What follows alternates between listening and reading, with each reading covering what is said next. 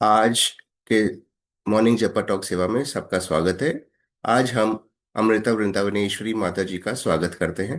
माता जी आज आरंभ करें। भगवत गीता का जो चल रहा है, चैप्टर 2, श्लोका नंबर आज आपने 71 72 करना है। प्लीज आरंभ करें। हरे कृष्ण। हरे कृष्णा प्रभु, थैंक यू। ओम अज्ञानतिम्रान्धस्य ज्ञानाञ्जनं शलाकया चक्षुरुन्मिलितं येन तस्मै श्रीगुरुवे नमः। श्रीमद् भगवद गीता की जय, श्रील प्रभुपाद की जय, गुरु महाराज की जय, सभी भक्तों की जय। तो आज मेरा श्लोका है 71 72, जो कि आज लास्ट मतलब कंप्लीट हो जाएगा। ये जो चैप्टर है, लास्ट श्लोकाज है ये चैप्टर के। तो अभी तक हम देख रहे हैं कि भगवान अर्जुन ने जब भगवान से प्रश्न किया था कि जो सिद्ध प्रज्ञ व्यक्ति है वो कैसे बोलता है, कैसे चलता है, उसकी भाषा क्या है, तो फिर भगवान बहुत सुंदर से उनको एक एक करके सारे प्रश्नों के उत्तर देते हैं कि जो होता है वो अपनी इंद्रियों को संयम में रखता है और सुख और दुख से भ्रमित नहीं होता है, उसकी जो स्मरण शक्ति वगैरह है वो समुद्र में लगी रहती है, राग और द्वेष से मुक्त होता है। और इस तरह करते करते लास्ट श्लोक का जो भगवान ने जो कल बोला, जो माता जी ने बहुत सुंदर से एक्सप्लेन किया, उसमें बताते हैं कि जो समुद्र होता है, जिस तरह से नदियां उसके अंदर आती है लेकिन वो बहुत स्थिर रहता है, उससे कोई प्रभावित नहीं कर पाता। उसी तरह जो भक्त होते हैं उनके अंदर भी ये नदियां रूपी जो इच्छाएं हैं वो आती रहती हैं, बट जो भक्त है वो भगवान की भक्ति में स्थिर रहता है और शांति को प्राप्त कर सकता है। तो ये जो शांति है वो कैसे प्राप्त की जा सकती है, वो हम आज के श्लोका में देखते हैं। तो श्लोका पढ़ लेते हैं। श्लोका नंबर 71। विहाय कामान्य सर्वान् भवान् आश्रित निःस्पृह निर्ममो निरहंकार स शांतिम् अधिगच्छति। अनुवाद श्रील प्रभुपाद के द्वारा। प्रभुपाद की जय। जिस व्यक्ति ने इंद्रिय तृप्ति की समस्त इच्छाओं का परित्याग कर दिया है, जो इच्छाओं से रहित रहता है और जिसने सारी ममता त्याग दी है तथा अहंकार से रहित है, वही वास्तविक शांति को प्राप्त कर सकता है। तो हम देखते हैं कि हम संसार में सभी को देखते हैं, हर एक व्यक्ति सोचता है कि मैं ये कर लूंगा तो मुझे शांति मिल जाएगी, मैं ये करूंगा तो मुझे शांति मिल जाएगी। यहाँ तक एक छोटा सा बच्चा भी सोचता है कि जब मैं स्कूल में जाऊंगा तो मुझे शांति मिल जाएगी, मुझे चॉकलेट्स खाने की आज़ादी मिल जाएगी, मुझे आइसक्रीम खाने की मुझे कोई रोक टोक नहीं होगी। लेकिन जैसे ही बड़ा होकर कॉलेज में जाता है तो उसका एडमिशन का मतलब कॉलेज में जाने के लिए एडमिशन का टेंशन, फिर और आगे जॉब का टेंशन, फिर जॉब करके जब करता है तब उसकी शादी का टाइम आ जाता है, फिर शादी का टेंशन। और इस तरह से करते करते हम देखते हैं कि उसका जो टेंशन है वो बढ़ता जाता है और शांति नहीं मिल पाती। तो आज के श्लोक में भगवान बता रहे हैं हमको कि जो वास्तविक शांति है वो हम कैसे प्राप्त कर सकते हैं। तो इसमें जो तीन चीजें बता रहे हैं भगवान, पहला निष्प्रिय, दूसरा निर्ममो और फिर निरहंकार, ये तीन चीजें अगर हमें मिल जाए, हम छोड़ दें या हम कर ले, तो क्या होगा, हम वास्तविक शांति को प्राप्त कर सकते हैं। तो पहला है निर्मम निष्प्रिय, मतलब सारी इच्छाओं से रहित हो जाना। अब इच्छाओं से रहित हो जाना, इच्छाएं तो रहेंगी, हम आत्मा है, आत्मा सक्रिय है, उसका कार्य है इच्छा करना, तो वो तो इच्छा रहेगी। तो इच्छाओं को हमको क्या करना है ये हम आगे देखते हैं। पहले पहले इसको समझ लेते हैं, इच्छाएं। फिर नेक्स्ट है निर्ममो, मतलब सारी ममता को त्याग देना। घर है, परिवार है, बच्चे हैं, ऐसे कैसे हम सारी ममता को त्याग दें। फिर थर्ड है निरहंकार, मतलब अहंकार से मुक्त होना, अहंकार को छोड़ देना। लेकिन लग रहा है कि बहुत मुश्किल है ये करना हमको, जिस तरह से भगवान यहाँ पे बता रहे हैं। तो इसको पुष्टि करने के लिए भगवान ने एक श्लोका बताया है, श्लोका नंबर 5.29। भगवान कहते हैं, भोक्ताराम यत् तपसम सर्वलोकम महेश्वरम सुहृदय सर्वभूतानां ज्ञातम शांति मृक्षति। अर्थात पहला मतलब भोक्ताराम यत् तपसा, मतलब सारे यज्ञ और तपस्या का भोक्ता कौन है, भगवान। फिर दूसरा है सर्वलोक महेश्वर, मतलब इस पृथ्वी पर और उसके बाहर जितनी भी चीजें हैं उन सब के मालिक भगवान है। और थर्ड है सुहृदम सर्वभूतानाम, अर्थात जो हमारे सबसे अच्छे फ्रेंड, मतलब जो हम जिसको कहते हैं बेस्टेस्ट फ्रेंड, वो हमारे कौन है, वो भी हमारे भगवान है। और जब ये तीन चीजें जब हम जान लेते हैं तो हम शांति को प्राप्त करते हैं। और वही तीन चीजें आज भगवान इस श्लोक में बता रहे हैं, लेकिन अलग शब्दों में। पहला है निष्क्रिय, अर्थात सभी भौतिक इच्छाओं को त्याग करना। अर्थात वह सब जान चुका है कि जो हमारी जो सब कुछ है वो किसका है, वो सारे चीजों के भोक्ता कौन है, भगवान है। हम नहीं है, हमें सिर्फ भगवान की संतुष्टि के लिए कार्य करना है। तो पहला हुआ निष्क्रिय। फिर दूसरा हुआ निर्मम, अर्थात जिसने सब चीजों से अपनी ममता को त्याग दी कि ये सब मेरा है, या ये अहम मैं और मैती करके जो है ना, अहम ममेती करके जो हम बोलते हैं कि सब मेरा है, और जिसकी वजह से हम परेशान रहते हैं। लेकिन जैसे ही हम जान जाते हैं कि ये सब कुछ हमारा मेरा नहीं है, ये सब किसका है, भगवान का है, तो जाकर क्या होता है, जैसे प्रभुपाद इसमें पॉपट में एक श्लोक कोट करते हैं, ईशावास्यम इदम सर्वम, ईशोपनिषद का श्लोक है। उसमें कहते हैं कि इस संसार में जितनी भी सारी चीजें हैं वो सब के भगवान की है, और भगवान ने हमको अपना अपना कोटा दे रखा है। और जब हम ये चीज समझ जाते हैं तो हम निर्मम बन जाते हैं। फिर थर्ड है निरहंकार, मतलब हम सब भगवान के अंश हैं, अर्थात हम सब भगवान के दास हैं, और दास का काम होता है भगवान की सेवा करना, ये हमारा होता है ट्रू ईगो। लेकिन हम सब मिथ्या अहंकार में रहते हैं, हमारे फॉल्स ईगो में हमेशा रहते हैं कि हम सब कुछ के सब चीजों के बॉस हैं। तो यहाँ भगवान कह रहे हैं कि हमें अपने फॉल्स ईगो को त्याग करके हमको अपने रियल ईगो में आना होगा कि हम किसके दास हैं। हमको, हाँ, हमको अहंकार होना चाहिए कि हम किसके दास, हम किसी अरे वरे गरे मतलब नथु खेरे के दास नहीं है, हम भगवान सुप्रीम पर्सनालिटी ऑफ गॉड है, हम उनके दास हैं। तो जब हम ये सब जान जाते हैं तो हम निरंकार बन जाते हैं। तो हम सब जानते ही हैं कि हम अपनी इच्छाओं के कारण, एक्चुअली मेन फोकस भगवान हमारी इच्छाओं के कारण हम ये सब फंस रहे हैं, क्योंकि हम जानते हैं कि हम इस संसार में भी आते हैं तो अपनी इच्छा के कारण ही हम इस संसार में आते हैं। और यहाँ आने के बाद भी हमारा जो इच्छाएं हैं उसकी जो करने की प्रवृत्ति, उसको भोगने की जो प्रवृत्ति है वो नहीं चाहती है, हम उसी में और ज्यादा इच्छाओं के कारण फंसते जाते हैं। एक इंग्लिश में एक कहते हैं कि because of this desire we come to this material world, and because of this desire we get out of this material world, मतलब इच्छाओं के कारण ही हम इस संसार में आ रहे हैं। और हमारी जो इच्छाएं ही हैं, मतलब अगर हम भौतिक इच्छा के कारण आ रहे हैं तो हम, अगर हम आध्यात्मिक इच्छा करें तो हम इस संसार से वापस जा भी सकते हैं। तो हमें भौतिक जगत से निकलना है। ये बात हमको समझना होगा कि हमको इस अपनी इच्छाओं के कारण जो हम फंस गए हैं, बार बार हम अपनी इंद्रिय तृप्ति करते जा रहे हैं, तो हमें उसको क्या करना होगा, हमें बाहर निकलने के लिए भगवान की सेवा करनी होगी, भगवान के भक्तों की सेवा करनी होगी, नहीं तो हम बार बार इसमें यहाँ पर फंसते जाएंगे। तो जैसे कि अभी कुछ दिन पहले माता जी बता रही थी एक कि बंदर की स्टोरी की, जो बंदर होता है वो कैसे फंसता है मदारी के जाल में। एक बड़ा सा मुंह का कोई बर्तन उसके सामने रख देते हैं और उसमें खूब सारे चने के दाने डाल देते हैं, और जैसे जैसे वो मतलब उसको लालच आता है, उसको इच्छा को पूरा करना चाहता है कि मैं चना खाऊं, तो उसके अंदर हाथ डालता है। हाथ डाल तो लेता है, अब चने को अंदर डाल लेता है, मुट्ठी तो बंद हो जाती है, वो बाहर निकल नहीं पाती है। तो वो, लेकिन वो चने खाने की इच्छा को छोड़ नहीं पा रहा है, और बाहर भी निकालना चाह रहा है, लेकिन वो निकल नहीं पा रहा है। खाने की वस्तु की जो इच्छा है वो उसके कारण वो उसमें फंस रहा है, और इसी इच्छा के कारण जो मदारी होते हैं उसको क्या क्या नहीं करवाता, अपने इशारों पे नचाता है, कपड़े पहनाता है। उसी तरह हम भी इस माया रूपी जो हमारी जो इच्छा है, उसी की तरह हम फंसते जाते हैं और गधे की तरह हम काम करते जाते हैं। तो इन इच्छाओं को कैसे समझें, ये जो सारी इच्छाएं इतनी तरह की है, इतनी अलग अलग तरह की इच्छाएं हैं कि हम उसमें फंसते जाते हैं। तो चैतन्य चैतामृत में एक श्लोक आता है, बहुत सुंदर श्लोक है, भुक्ति मुक्ति सिद्धि कामी सकले अशांत, कृष्ण भक्त निष्काम अतएव शांत। तो यहाँ पर हमको इन इच्छाओं को तीन भागों में विभाजित किया जा रहा है।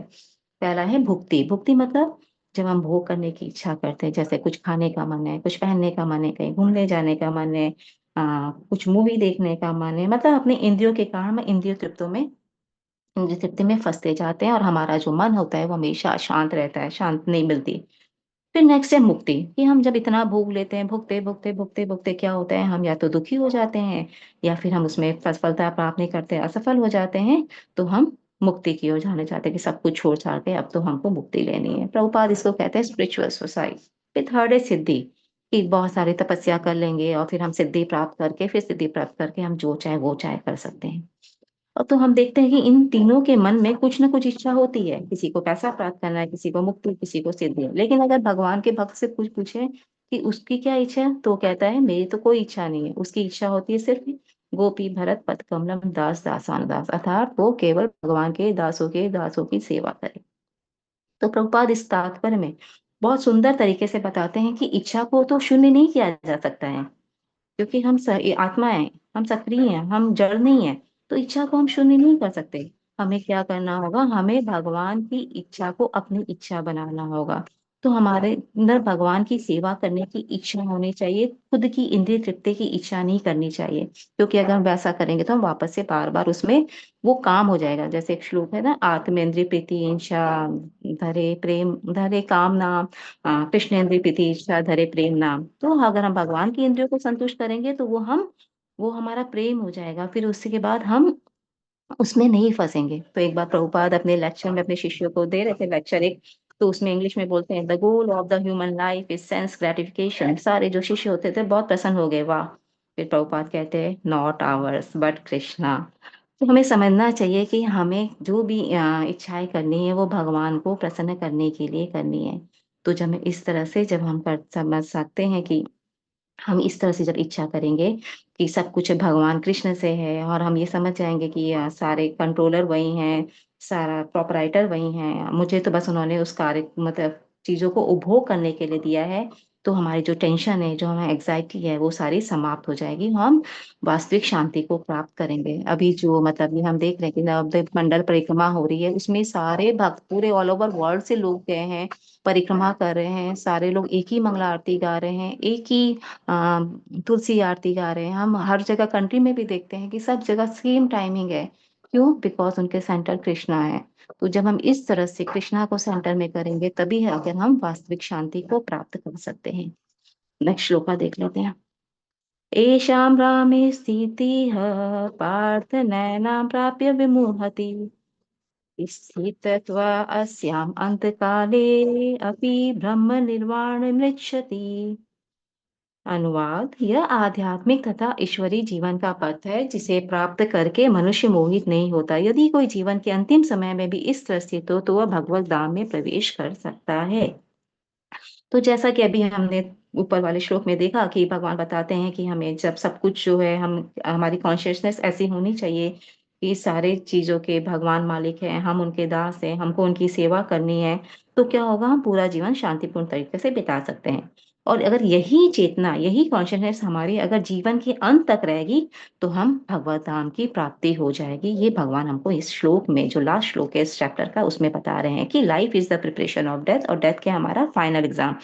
तो जब हमारी भावना ऐसी जीवन भर हमारी रहेगी कि हमें भगवान को ही सब कुछ मानना है, तो अंत समय में भी हमारा वही सिचुएशन रहेगा। अगर हम जीवन भर करते रहेंगे मैं और मेरा, ये मेरा है, ये मेरा घर है, मेरे बच्चे हैं, मेरा वो है, तो क्या होगा, लास्ट समय में अगर हम सोचेंगे कि ये सब कुछ भगवान का है, तो ये कभी हो नहीं पाएगा, भगवान का स्मरण नहीं होगा। क्योंकि हम जो जीवन भर करते हैं वही हमको मृत्यु के समय याद आएगा।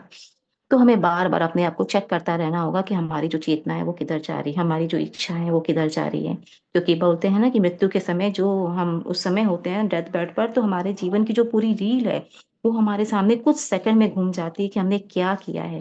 तो अगर हमने जीवन में भगवान की प्रसन्नता के लिए कार्य किया है, जीवन भर हमने हरि नाम किया है, भक्ति की है, सेवा की है, प्रसाद खाया है, धाम यात्रा की है, तो फिर कोई खतरा ही नहीं है। भगवान हमको यही बता रहे हैं यहाँ पे। तो इसलिए भगवान ने ये जो पूरी भगवत गीता है वो बोली है कि हमको कैसे जीवन जीना है, ताकि हमारी वो कॉन्शियसनेस अंत समय में हमारी रहे और हम उनके पास वापस जा सके। तो प्रभुपाद, चूंकि जैसे कि प्रभुपाद हर चैप्टर के लास्ट में जो श्लोका होता है उसके तात्पर्य में पूरे चैप्टर को निष्कर्ष देते हैं, तो इस चैप्टर में भी प्रभुपाद ने वैसे ही बहुत सुंदर ढंग से बताया है। तो तीन चार पॉइंट्स बता रहे हैं, मैं बहुत शॉर्ट में बोलूंगी क्योंकि टाइम होने लग गया है।